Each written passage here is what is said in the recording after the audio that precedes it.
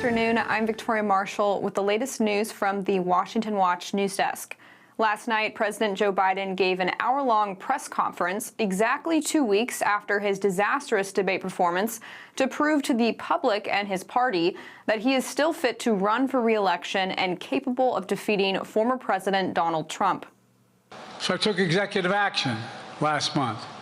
As a consequence, working with Mexico, border encounters have gone down over 50%. The current level is lower today than when Trump left office. And guess what? Find me an economist, a mainstream economist, who said we haven't done well. What have we not done that isn't working right now? The news conference was roughly what Biden has exhibited his entire presidency, speaking with force at some points, while at others trailing off into incoherency. I think you'll see that some of our European friends are going to be curtailing their investment in Russia. In China, as long as China continues to have this indirect help to Russia in terms of being able to help their economy as well as help them in, as a consequence, that their ability to fight in Ukraine.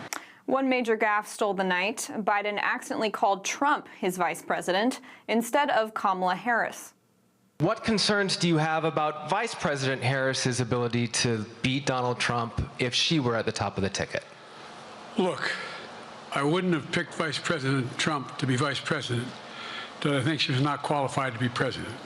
Even though the press conference wasn't the worst showing for Biden, Democrats are still putting pressure on him to drop out.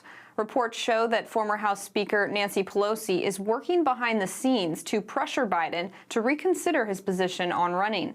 And already at least 16 House Democrats have publicly called on the president to drop out of the race. And Democratic Senator Peter Welch of Vermont became the first senator to publicly call for Biden to step aside. And in related news, the New York Times is reporting that some major Democratic donors have told the largest pro-Biden super PAC, Future Forward, that roughly $90 million in pledged donations is now on hold if President Biden remains atop the ticket, dealing a major blow to the president's re-election campaign. And in other domestic news, AT&T revealed Friday that a massive cyber attack breached nearly all of its 100 million customers' cellular data. The stolen data included records of phone calls and texts of cellular customers all between May 2022 and October 2022. The data does not include the contents of users' phone calls and text messages, and the hackers did not steal personal information like social security numbers or dates of birth, the company said. The telecom company is working with law enforcement to catch the hackers and is taking steps to close off the cyber attack access point. AT&T does not believe the data hacked is publicly available. And in other domestic news, 7 states are suing the Biden administration for encouraging doctors to affirm children's transgender identities and encourage them to undergo medical interventions. The 7 states, Missouri, Utah, North Dakota, South Dakota, Iowa, Idaho, and Arkansas, along with the American College of Pediatricians, filed a lawsuit this week against the Department of Health and Human Services. The plaintiffs argue that an HHS rule adopted in April forces doctors to affirm children experiencing gender dysphoria and provide them with medical interventions that are unproven. They say this violates the Affordable Care Act by requiring doctors to act against their better medical judgment. The lawsuit asks a Missouri federal court to permanently block the HHS rule. 3 other federal courts in Tennessee, Florida, and Texas have stopped the rule from going into effect. And those are today's headlines. I'm Victoria Marshall. For more news and commentary, be sure to check out the Washington Stand at WashingtonStand.com and follow us on social media for updates at FRCDC. Up next is Tony Perkins. We'll see you next week with more news.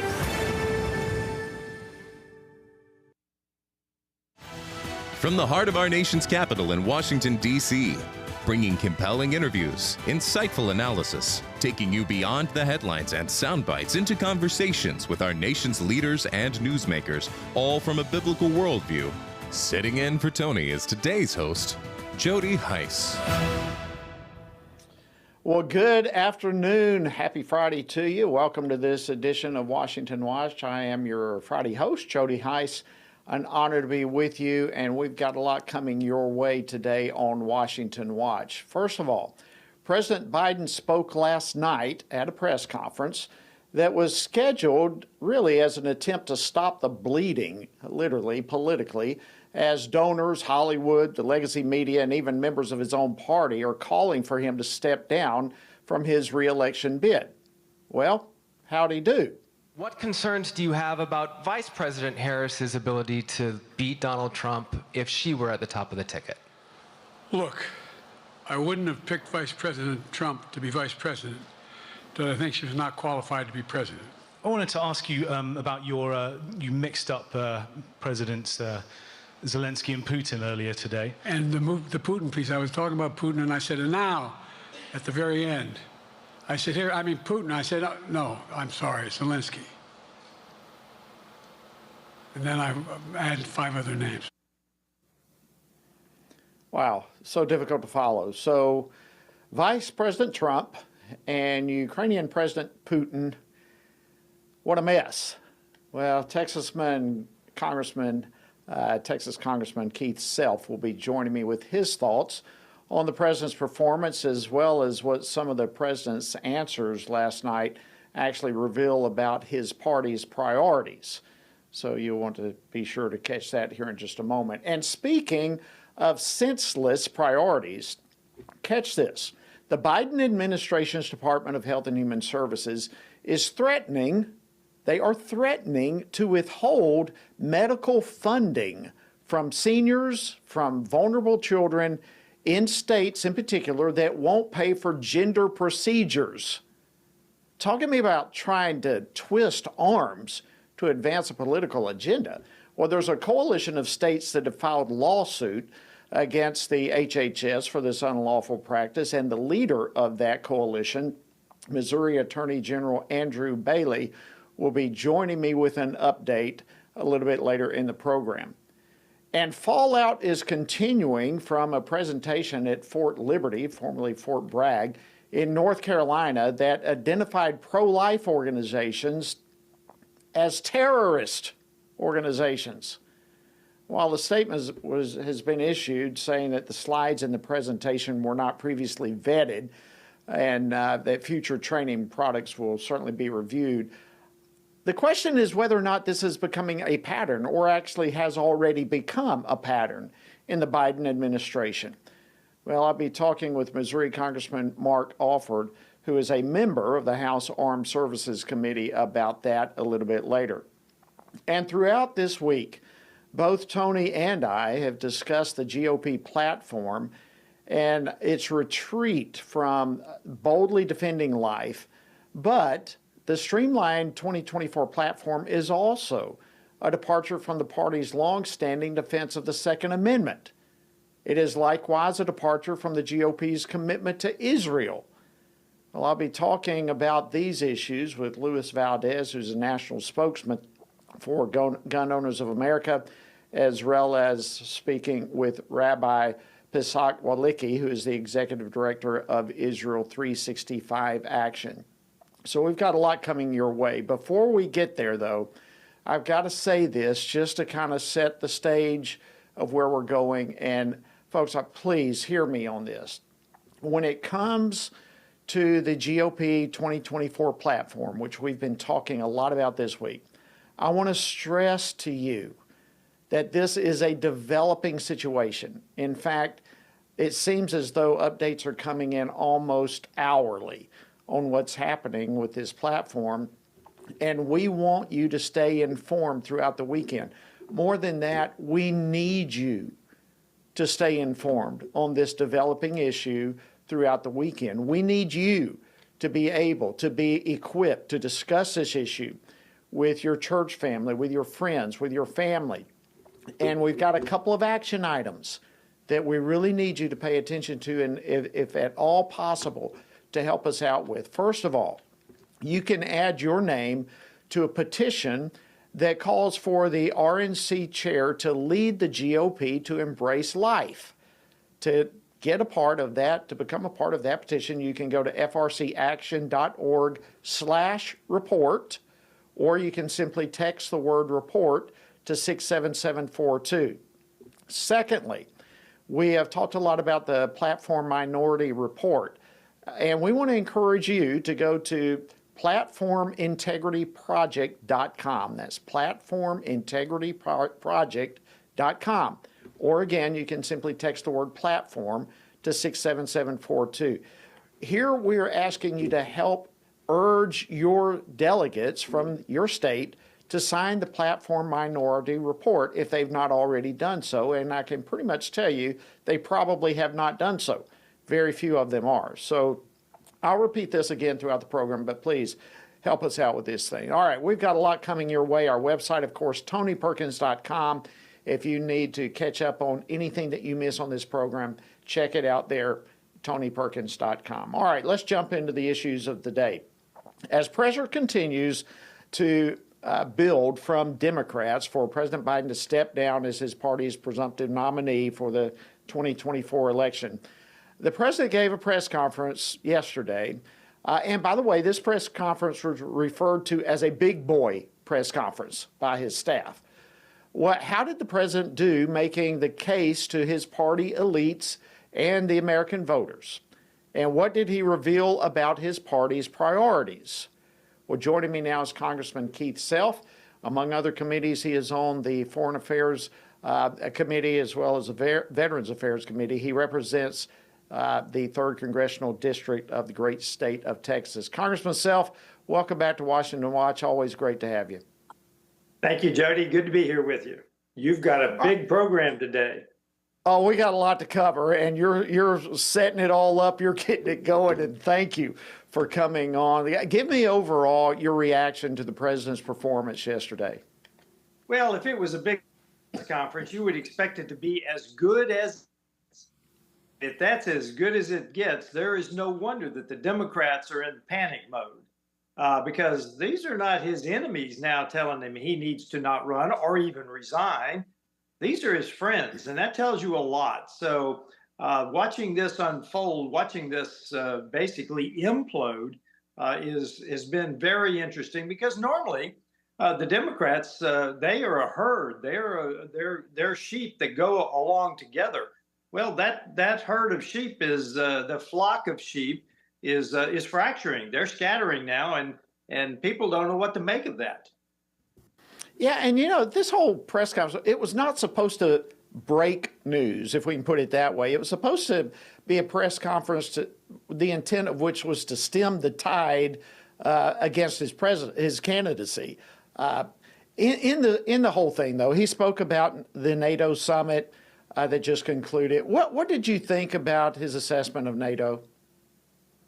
Well, I just returned from Germany about a week ago, and I will tell you, Donald Trump has made a tremendous move in NATO. We used to have 11, as little as a year ago, there were only 11. When Donald Trump started saying over a year ago that you need to step up, at the end of this year, we'll have 23. Now, Biden's taking credit for that, just as he's taking credit for his border executive order. But let's go back to NATO. NATO is in a quandary as well, because there are absolute specific requirements if someone's going to become a member of NATO.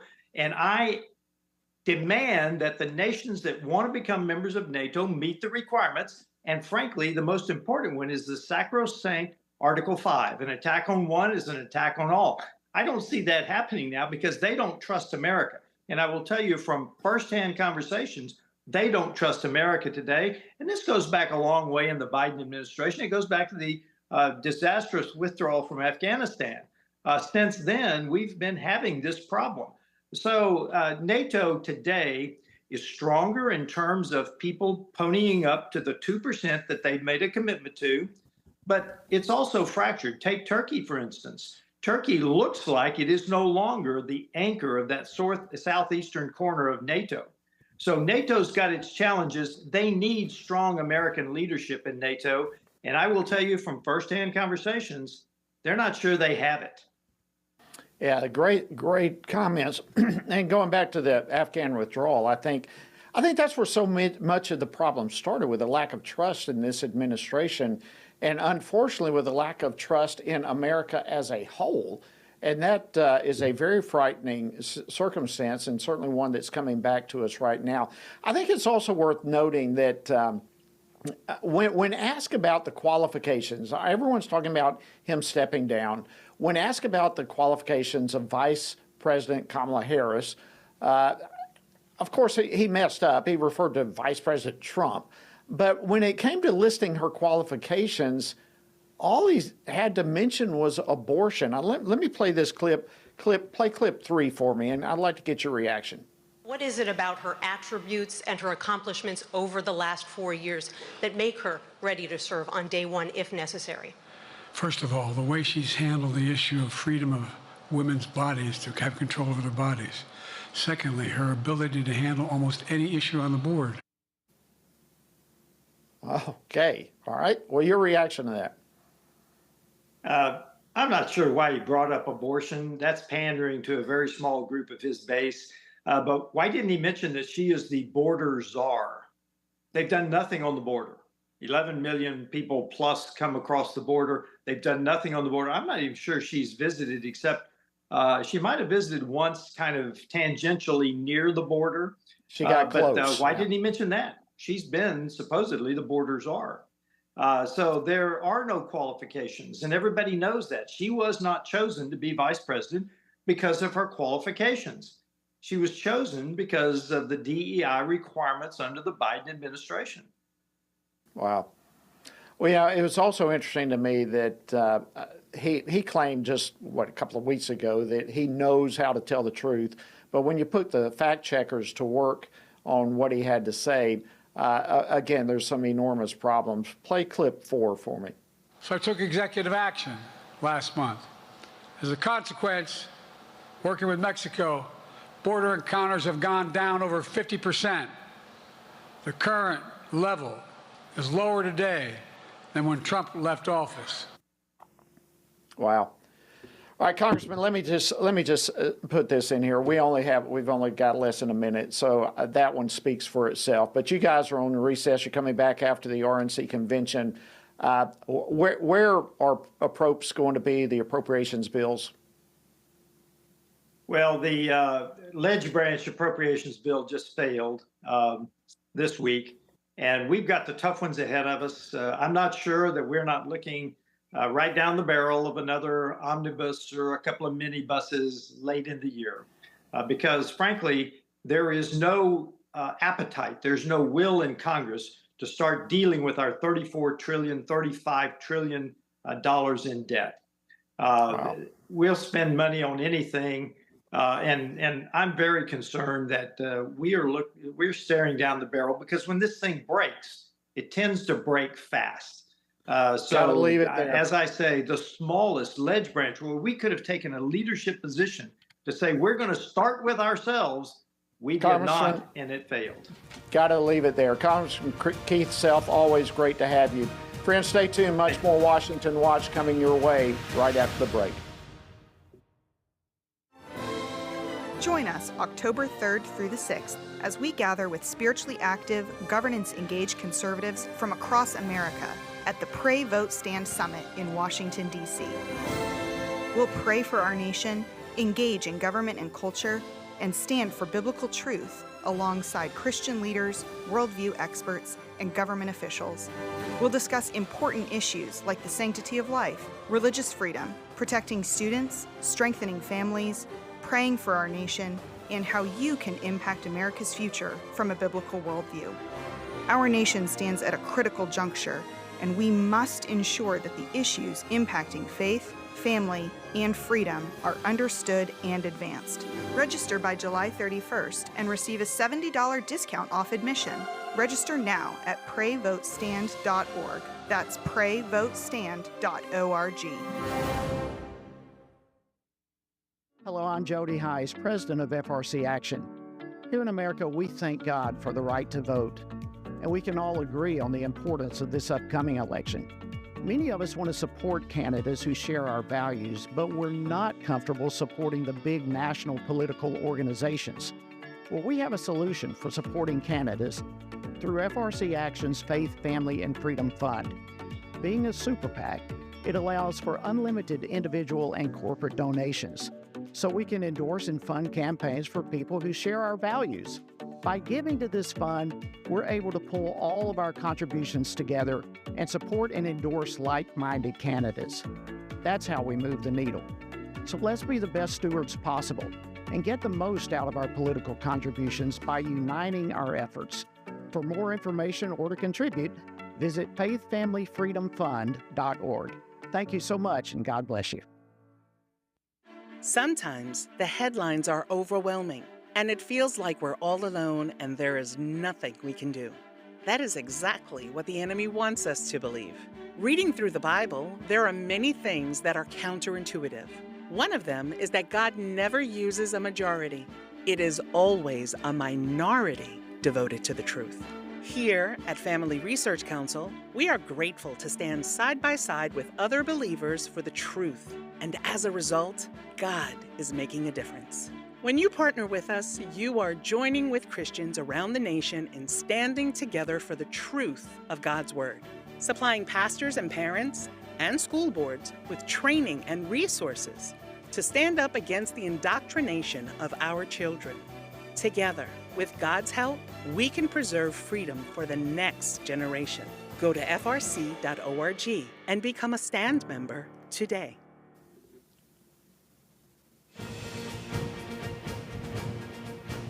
Good afternoon. Welcome back to Washington Watch. I'm your Friday host, Jody Heiss. An honor to have you on board with us today.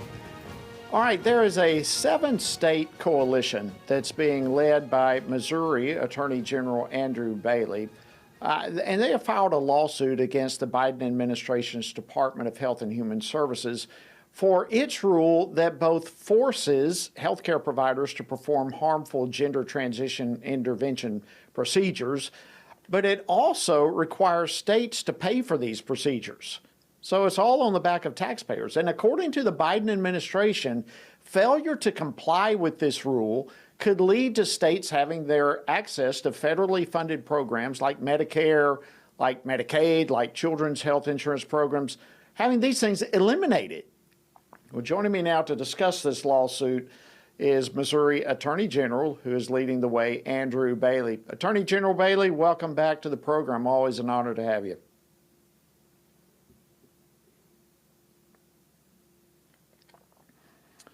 All right, well, tell us about the Biden administration's rule.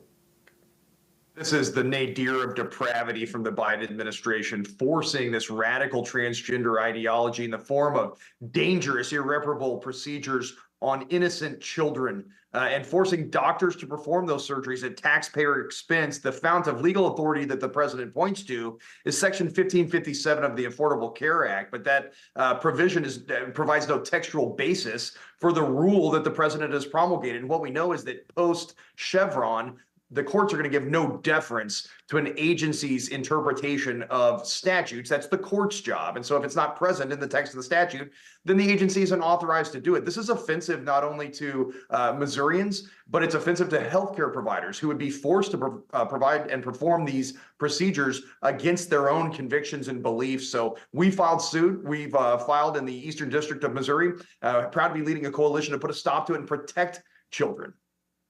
Well, as we so often say to you when you're on this program, thank you for your leadership on this and so many other issues. But yeah, when this is a rule that literally is compelling people to perform these surgeries, when they know these surgeries are harmful, that they result in permanent damage, it's stunning that the administration would be forcing this kind of thing. What does this tell us about how the LGBT ideology really controls this administration?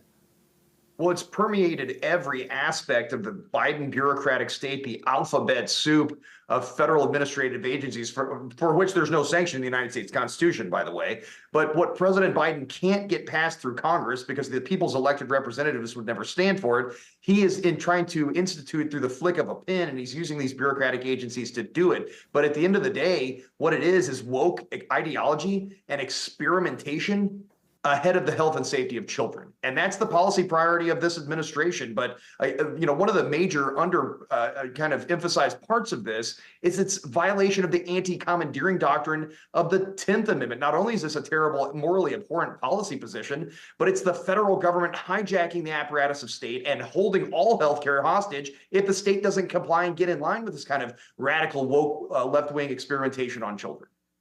Yeah, and let's go further into that. When you talk about them holding this healthcare hostage, I mean, literally, they are willing to cut off health insurance to vulnerable children, to low-income individuals, to seniors.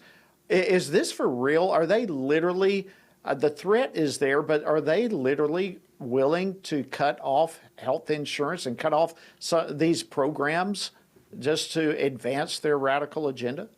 Well, they certainly have been willing to do so in other contexts. Again, this is not the first time the Biden administration has weighed into this issue.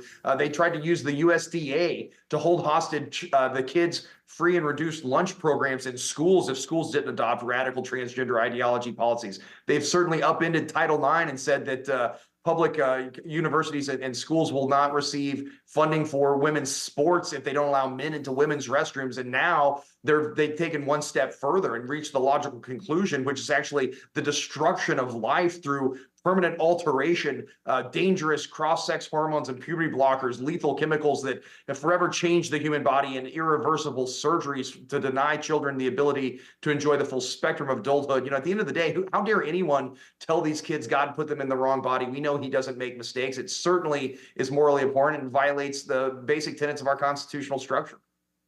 It sounds like what you were just going through, a whole litany of examples, that this is yet again another broader example of a pattern from the Biden administration to push, to threaten, to bully their administration on the American people. Is that yet again what we're seeing here?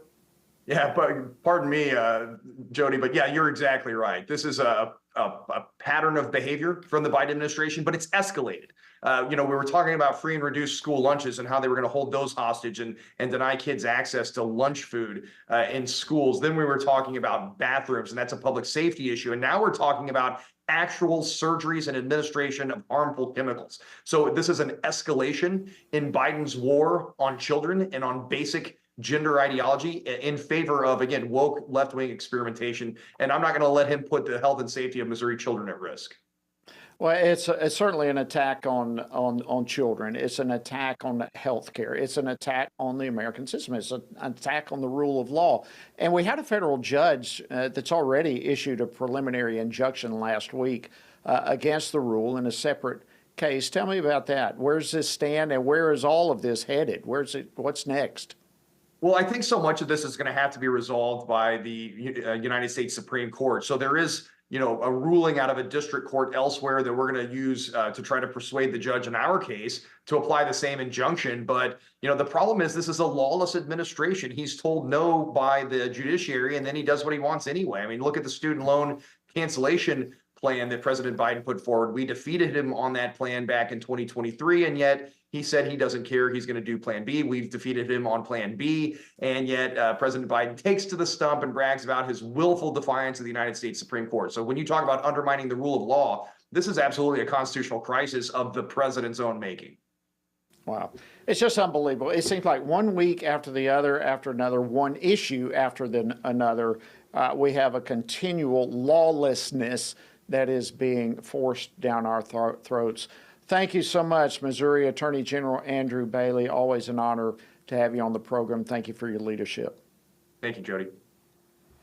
All right, friends, more fallout from a presentation at Fort Liberty, formerly Fort Bragg, that puts pro-life organizations in the camp of being terrorist groups. Phenomenal that we're even talking about this kind of things. Well, Congressman Mark Alford will be joining me to discuss this right after the break, so don't go anywhere. We'll be back in a moment. Everything we do begins as an idea. Before there can be acts of courage, there must be the belief that some things are worth sacrificing for. Before there can be marriage, there is the idea that man should not be alone. Before there was freedom, there was the idea that individuals are created equal. It's true that all ideas have consequences, but we're less aware that all consequences are the fruit of ideas. Before there was murder, there was hate. Before there was a Holocaust, there was the belief by some people that other people are undesirable. Our beliefs determine our behavior, and our beliefs about life's biggest questions determine our worldview. Where did I come from? Who decides what is right and wrong? What happens when I die? Our answers to these questions explain why people see the world so differently. Debates about abortion are really disagreements about where life gets its value. Debates over sexuality and gender and marriage are really disagreements about whether the rules are made by us or for us. What we think of as political debates are often much more than that. They're disagreements about the purpose of our lives and the source of truth. As Christians, our goal must be to think biblically about everything. Our goal is to help you see beyond red and blue, left and right, to see the battle of ideas at the root of it all. Our goal is to equip Christians with a biblical worldview and help them advance and defend the faith in their families, communities, and the public square. Cultural renewal doesn't begin with campaigns and elections. It begins with individuals turning from lies to truth. But that won't happen if people can't recognize a lie and don't believe truth exists. We want to help you see the spiritual war behind the political war, the truth claims behind the press release, and the forest from the trees.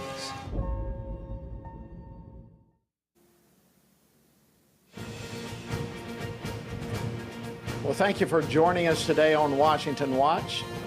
Welcome back. I'm your Friday host, Jody Heiss. Glad to have you with us. All right, as Tony discussed briefly yesterday, there's a photo circulating on the social media platform X. It came out this week, and it reveals that a presentation that we used for training at Fort Liberty, which is a U.S. Army base in North Carolina, but it referred to pro-life groups as terrorist organizations. For those of you viewing, we've got a photo of that up here. For those of you who are listening right now, we've got this photo. You can probably find it online. But the presentation listed several pro-life groups, including the National Right to Life and Operation Rescue. They also referred to opponents of Roe. Roe, by the way, they spelled R-O-W. But opponents of Roe v. Wade are also terrorists.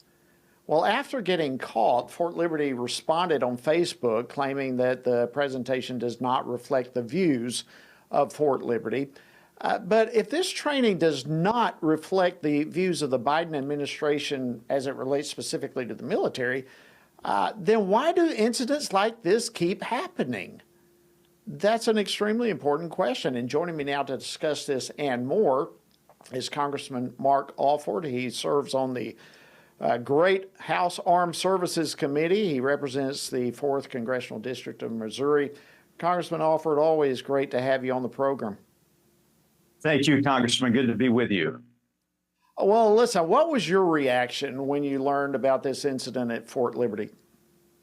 Well, first off, just to catch folks up, Fort Liberty is the new woke name for Fort Bragg. Of course, several years ago, they started changing the names because the people who these bases were named after weren't perfect human beings. But anyway, I continue to call it Fort Bragg. I think this was a disgusting move. I think it is a symptom of the sickness within our military service right now.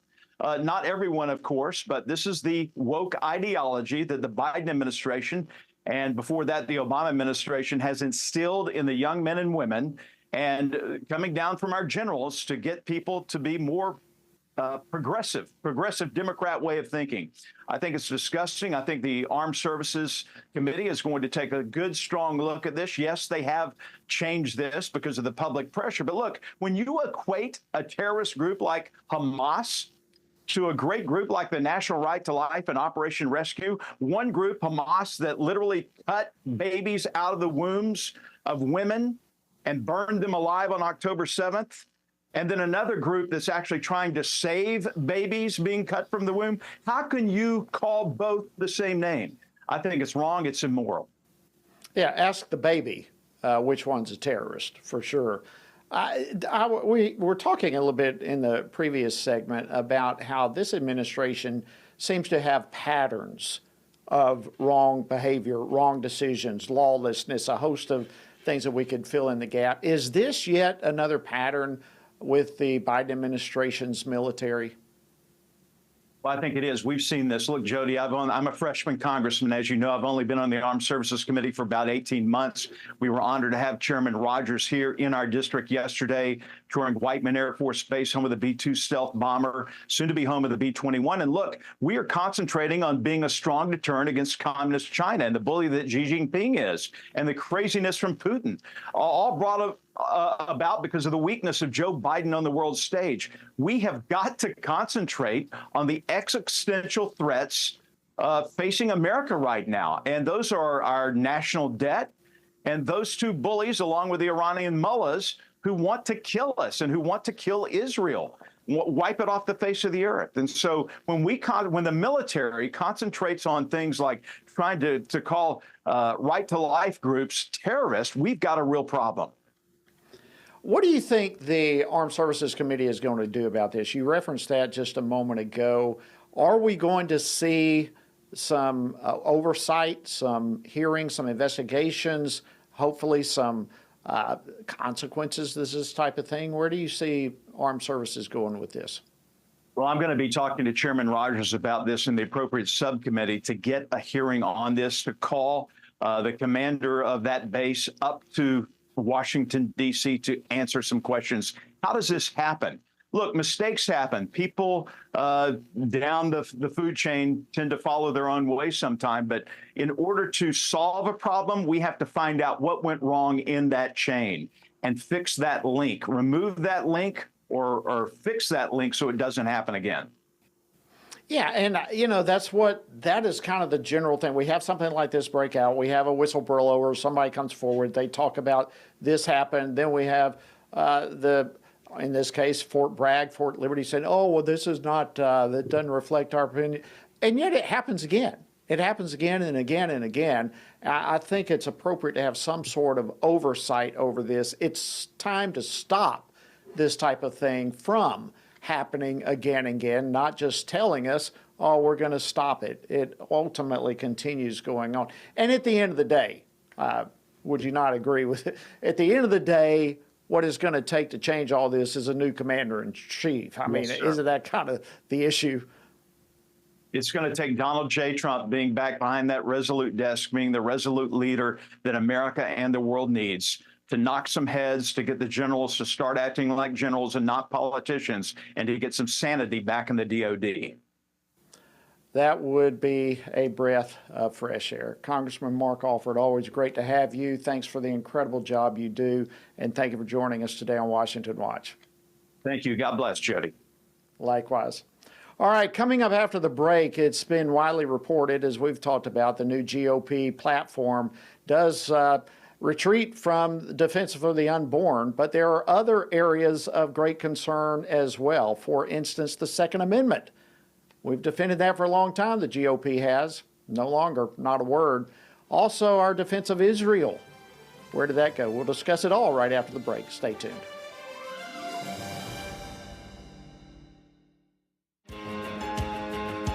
Download the new Stand Firm app for Apple and Android phones today and join a wonderful community of fellow believers.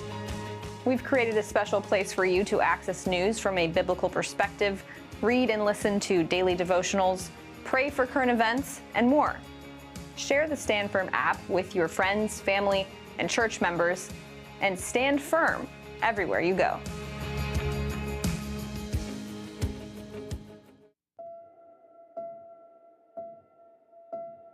All of us are born with the desire to find truth and meaning. Where did I come from? What happens when I die?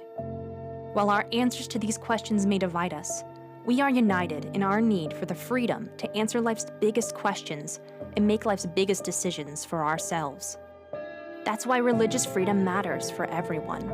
Religious freedom matters because the powerful have long wanted to control those who are less powerful. Religious freedom matters because the freedom of those who are different is often threatened by those who believe different is dangerous.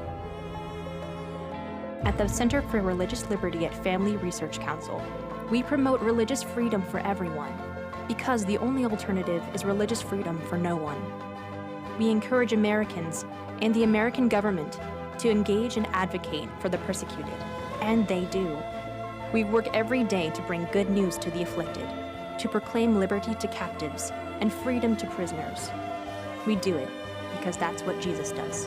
We work to give freedom to others because we ourselves have been set free.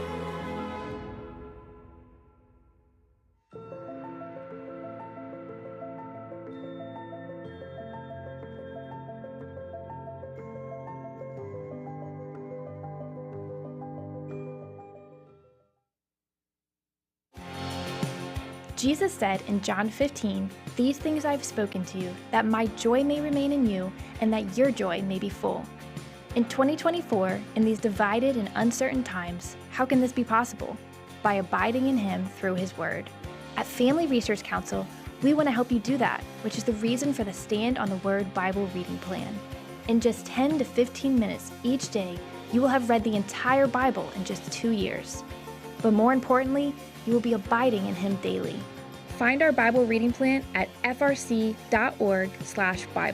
And join Tony Perkins each weekday for a 10-minute devotional inspired by the daily reading and designed to encourage you on this journey through the Bible. Listen on Apple Podcast, Spotify, and YouTube. And remember, the grass withers and the flower fades, but the word of our God will stand forever.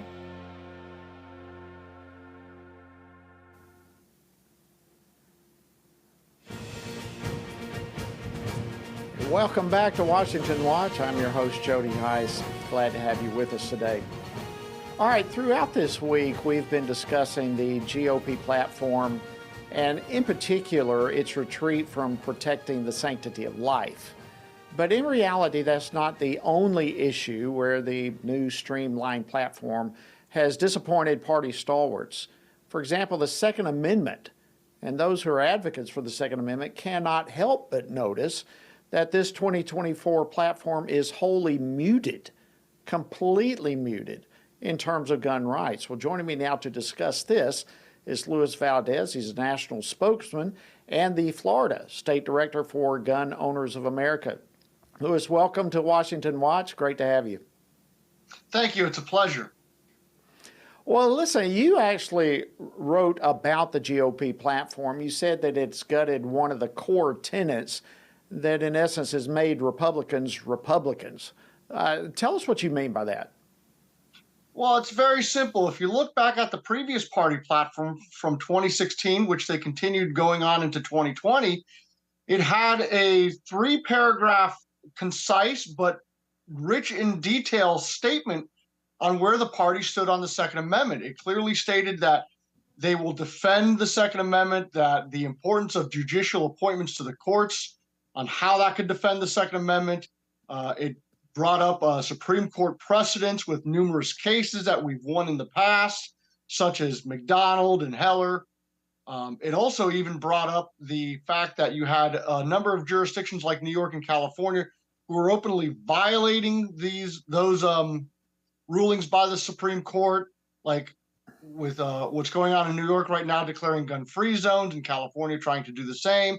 It even brought up the fact that you had harassment against both dealers and manufacturers by the regulatory agencies like ATF.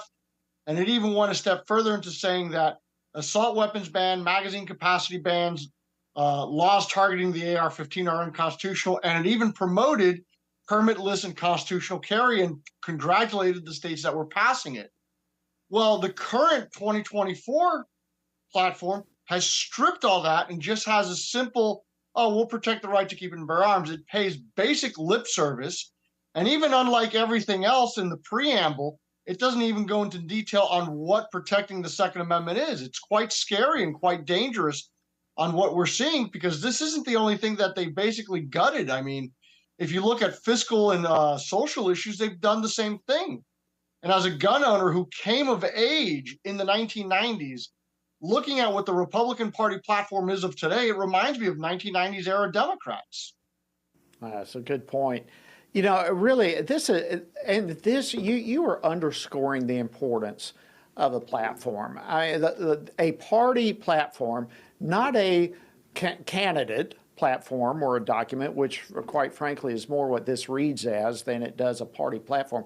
But a party platform it puts forth solid principles. It tells the voters where, in this case, the Republican Party stands on various issues, and specific to you on the Second Amendment, which is clearly, it is our Second Amendment of the Constitution. And these type of statements, these documents, these declarations not only have an influence with the elected officers, officials in Washington, D.C., but it communicates to across the board, the judges, but also, and the voters, I should say, but it also goes down to the local level, to the state level. It tells members of the Republican Party in the state and local levels as well that the Second Amendment is a priority. Isn't that correct? Very much so. It's actually a very useful political tool for Second Amendment activists and patriots. Here in Florida, for example, under a Republican supermajority state for over 2 decades now, it took years and years and years of hard work of browbeating supposed pro-gun Republicans to advance permitless carry. The previous 2 legislative leaderships blocked permitless carry from advancing, and I used the 2016 and 2020 platform as a political cudgel to literally beat it into their heads and say, look, the National Party says constitutional carry is a party platform. If you as a state lawmaker aren't advancing this legislation as a Republican, then you are not a member of the Republican Party. You're literally going against the very core principles of the Republican Party. And we use that as a tool to get county level parties to pass resolutions and to even get the state level party to pass a resolution supporting it. And finally, last year, Gun Owners of America got Florida to pass permitless carry in the state. And it was the same tool that was used in Texas and South Carolina. But it's also another tool that we could use to go after anti-gun Republicans, like what you just saw in Wyoming. You had the Republican governor there veto pro-gun legislation that would have repealed numerous gun-free zones. But now, since the party platform is so vague, it doesn't give patriots a tool to go after the governor and say, what the heck was this? Now the governor could say, well, I'm still protecting the right to keep and bear arms. It gives coverage now to weak-willed, spiny, squishy Republicans. Yeah, so let me just, last question. You basically have hit this, but I just want to clarify a question and let you hit on it one final time. We all know where the Democrats stand on the Second Amendment. No question about that. And this party platform is so weak in declaring where Republicans are. So how disappointed are you, even if that's the right word to use, that Republicans have failed to offer a contrast on this issue between Republicans and Democrats? Well, sadly, dealing with the Republican establishment and the Republican political machine, this isn't the first time that GOA has had to deal with something like this. And this isn't the last time we're going to deal with it. And that's the difference. And that's what separates us between other organizations is our product speaks for itself. We fully operate off the principle of confrontational politics, which is we're not going to kiss their butts. We're not going to stroke their egos. We're going to hold them accountable. We're going to hold their feet to the fire, and we will be unrelenting in pushing the issue. They campaign, they claim they're pro-gun. Fine. Actions will speak louder than words, and we will hold them accountable. Because as we've already seen with the previous Republican establishment and the previous Republican administration, there have already been weak need. In Florida, they passed the Parkland bill. And with the presidency of Trump, he pushed an executive order to outlaw bump stocks, which the U.S. Supreme Court has already declared as unconstitutional because you had a Republican Senate say they wouldn't advance gun control. So we know where we stand on this, and we are going to press forward, and we are going to press the issue and make sure that no matter what the platform is, the Second Amendment is protected. No more, no less. Thank you so much, Luis Valdez from Gun Owners of America. Appreciate your lead on this, and thank you for joining us today on Washington Watch. All right, before continuing the conversation on the GOP platform for 2024, I want to remind you one more time of what we're doing here at FRC and FRC Action. As I shared a little bit earlier in the program, this is a developing situation, and it is going to continue developing throughout the week, throughout the weekend, and we want you to stay informed. We want you to know where this issue is. And so we've got a couple of places that I encourage you to get involved and to stay informed. I want to encourage you, first of all, to visit frcaction.org/report, or you can simply text the word report to 67742. And then also, we are urging you to put a little pressure, in fact, put a lot of pressure on your state delegates to sign the Platform Minority Report. You can get more information about that by going to platformintegrityproject.com or simply text the word platform to 67742. And in advance, thank you for staying involved and helping us with this. All this is going to happen next week, like Monday at the convention. And so we need to be engaged now and over the weekend. All right, as we are talking about this GOP platform, how they've disarmed the Second Amendment, how they've taken away so many protections for life, but it doesn't end there. Another major issue that is greatly lacking is support for Israel. Especially is that important now that our closest ally in the Middle East wages a war for its very existence. Well, joining me now to discuss this is Rabbi Pesach Walicki. He's the Executive Director of Israel 365 Action.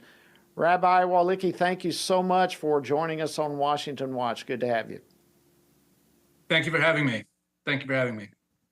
All right, so the 2024 GOP platform includes just a single line regarding support for Israel. Your reaction to this? Yeah, listening to Luis, it's the same story on the Israel side. This platform has one line that says, we will stand with Israel and seek peace in the Middle East. And if you compare it to the old platform included within it, of course, the old platform was written in 2016 and re-adopted in 2020.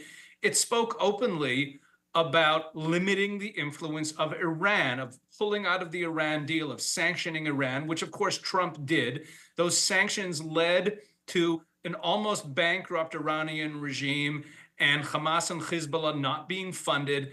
And that actually brought peace to the Middle East. The Abraham Accords actually brought peace to the Middle East. The destruction of ISIS, which is also mentioned in that platform, the will to destroy the enemies and to support Israel as an ally. And most notably, in the old platform, it specifically said that they will pursue a policy where there is no daylight. That's the expression used, no daylight between the U.S. and Israel. And what that means is that Israel would be treated as an actual ally, trusting your ally and seeking the best interests of your friends while punishing your enemies. And to just have this mealy-mouthed, vague term, we will stand with Israel. Look, Democrats also say, that they stand with Israel. Joe Biden says he stands with Israel, even as he withholds weapons and pressures Israel to take steps that will cause it to lose the war. What I'm hearing and what I'm worried about is that the Trump administration has some fantasy that they're going to lure in Muslim voters in America who maybe aren't so happy with the Democrats, as we're starting to hear, mumblings of, and that they're trying to be really vague about this and say that they'll stand with Israel and seek peace in the Middle East. And when people talk about seeking peace in the Middle East, and that phrase didn't appear in the old platform, it sounds like a nice thing. We all want peace. And of course, as I just said, Trump's policies of strength, of punishing the enemies, of knocking off Soleimani, wiping out ISIS, sanctioning Iran, moving the embassy to Jerusalem, supporting your friends and weakening your enemies, that's what actually brings peace. But just to say we're going to seek peace, unfortunately, that's been a buzzword over the last few decades for negotiations and capitulation and appeasement. And it's very worrisome. It looks like they're leaving all their options open. And just like what's been said about gun control and about life, it looks like they're trying to be all things to all people and possibly stepping away from full support for Israel. Yeah, it's very, very disturbing. And many of these people, when they talk about peace in the region, they're talking as two-state solution, which absolutely will never provide peace as well. What are you hearing, Rabbi, from other American Jews who perhaps want to support the GOP and former President Trump, but now with this platform, I mean, it's let them down? What are you hearing? Look, it's still an absolute necessity that we support President Trump. We need him back in office. As far as I'm concerned, and I have 2 sons and a son-in-law who've spent most of their time fighting in Gaza since October 7th. And as you said, I lead Israel 365 Action, and Israel 365 Action really birthed the Keep God's Land Coalition that Family Research Council has been so cooperative with, defending Israel. And we know that we need Donald Trump to win this election because the Democrats are really in bed with our enemies. So Jews who want to support Donald Trump are still supporting Donald Trump, but that doesn't mean that we are worried. Let's remember that Donald Trump projected, but his deal of the century essentially was leading to a two-state solution as well. So it's not like we're out of the woods, even if we go back to the old Trump policies. So while we're disappointed, I think this is true. Look, I'm not a Christian, so I can't speak for Christians, but I think that even with our disappointments of the platform, it's not like we have another party that's going to be better that we need to vote for. We still have to get behind President Trump and get him elected. But it's just worrisome in terms of what direction the policies are going to take. Yeah, I would say that there was, just in hearing you talk there was a statement in there. I think it was more on the domestic level and the riots in the schools, the universities, but it did say that they were going to deport pro-Hamas radicals and make our college campuses safe and patriotic again. So that certainly leads a little bit in the right direction as well. Last question, and we've only got about a minute left. We have the Democratic Party platform coming up later this summer. What are you expecting there?